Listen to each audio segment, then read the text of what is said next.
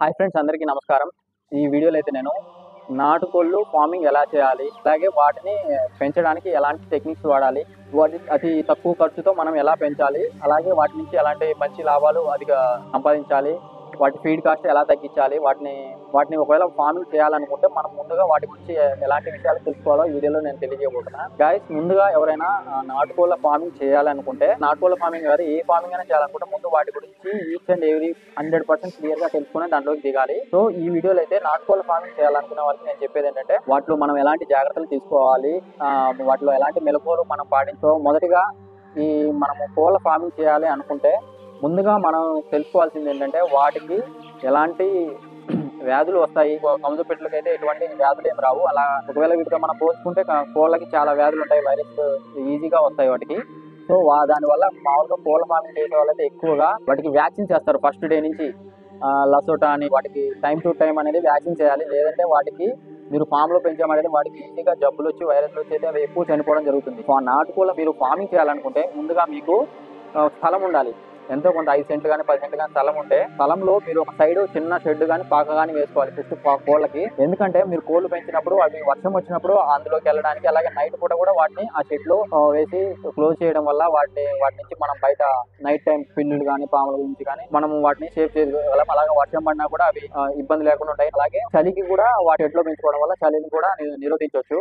Morning time వాటిని వదలాలి. So ముందుగా కోళ్ళ ఫార్మింగ్ చేయాలంటే మనం ఓపెన్ ప్లేస్ లో పెంచుకుంటే మాత్రమే మనం వాటిలో సక్సెస్ అవ్వగలం. ఎందుకంటే మీరు ఓన్లీ వాటిని షెడ్ లోనే పెంచితే వాటికి ఫీడ్ కాస్ట్ ఫుల్ గా పెరిగిపోతుంది. ఓన్లీ మనం వేసే ఫీడే తింటాయి.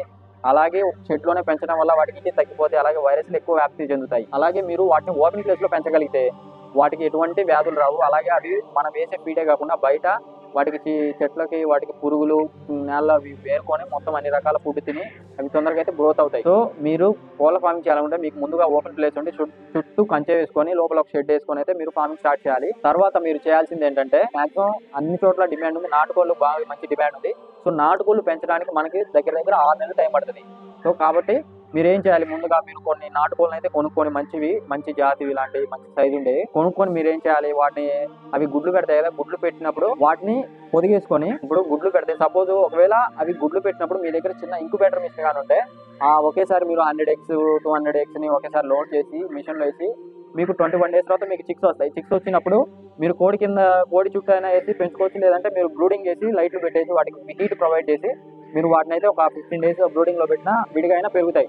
ఇలా 2 విధాలుగా పెంచుకోవచ్చు. సో ఇలా మీరు పెంచినప్పుడు మీకు బ్రూడింగ్ కంప్లీట్ అయ్యి కొంచెం ఒక 1/2 కిలో వరకు సైజ్ పెరుగుతాయి. వాటిని మాలో ఓపెన్ గానే పెంచుకోవచ్చు. లేదంటే విడివిడిగా ఏ కోడికి ఆ కోడికి సపరేట్ గా గుడ్లు వేసి వాటి కింద వాటిని అయితే మీరు సపరేట్ గా పొదిగిచ్చేసి వాటి నుంచి పిల్లలు తీసుకొని అట్లా పెంచుకోవచ్చు. బిజినెస్ లా చేయాలనుకున్నారు కాబట్టి, మీరు ఎక్కువ మొత్తంలో చేయాలి కాబట్టి మీరు ఒక చిన్న ఇంక్యుబేటర్ మిషన్ లో పిల్లలు పెట్టుకుంటే ఎక్కువ వస్తాయి, ఒకసారిగా మీరు ఎక్కువ మొత్తంలో పెంచుకోవచ్చు.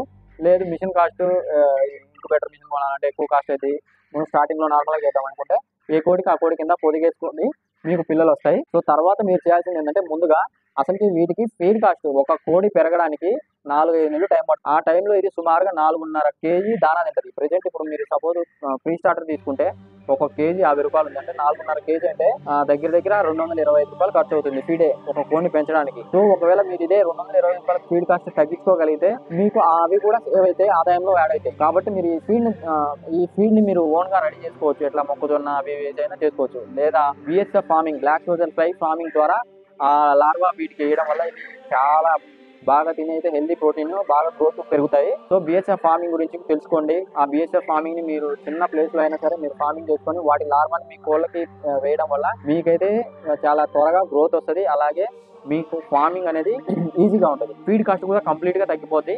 దాని వల్ల అయితే మీరు సక్సెస్ఫుల్ గా వీటిలో అయితే మీరు ఫార్మింగ్ ని సక్సెస్ఫుల్ గా సాధించగలరు. అలాగే మీరు ఆ ఫార్మింగ్ చేసే సమయంలో మీరు వాటికి ఇచ్చే ఫుడ్, వాటర్ కూడా చాలా నీట్ గా ఉండేదని చూసుకోండి. వాటర్ లో మాత్రం ఈ వాటర్ శానిటైజర్ అనే లిక్విడ్ ని ఒక 1 ml అట్లా యాడ్ చేయాలి.